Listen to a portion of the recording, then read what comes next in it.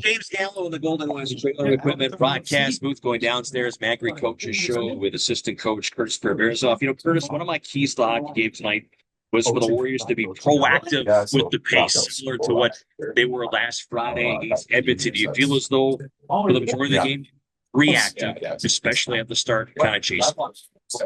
Yeah, I thought so. I thought there was, I think it was the first couple of goals. I think it was just a result of lost races back inside. In saying that, I thought we had moments and some stretches that we liked in the offensive zone and just some plays through the neutral zone, but just too few and far between here to get any kind of sort of real momentum going for our group. Yeah, first period, by my count, I had 4 home plate opportunities for the Warriors.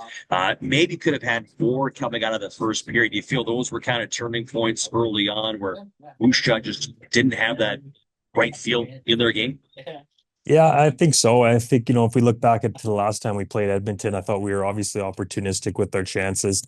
I thought we had a few good looks, especially like you said in the first period there was an opportunities and cashed in on a couple, but I think for our group, we got a hit on the ones that we generate, and like I said before, we weren't able to do that enough. And Edmonton's a good team. Obviously, they got some of their bodies back and some of their top guys back. So, we saw some examples of what they can do out there.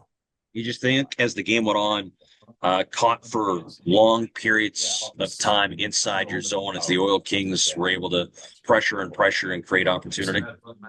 Yeah, definitely. And again, I think for our group, I talked about it before. It's just, can we do the things that is going to make us successful in the long run, and just build off of habits and details. And, obviously we knew we were going to spend some time in the defensive zone. And I thought for us, it was about making sure that we were sorting quick and, still being defensively responsible. And there was breakdowns in those scenes and ended up in the back of our net. So I think we just need to make sure that we're cleaning up, especially when we're playing against good teams. We need to clean up those details and play to our identity, not overcomplicate things, and obviously keep building towards a playoff push.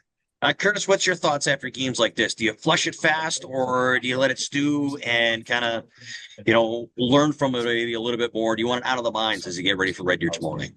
Yeah, I think obviously we'll let it sting a little bit as it should. You shouldn't be happy when you see a score like that at the end of the game. But in saying that, it's a game of hockey. There's 68 games, and I think it's going to be important for a group to obviously learn the lessons from tonight. But we got to be able to flush it by the time we get back to the hotel and get ready for arguably I would call it one of our bigger games of the season tomorrow night.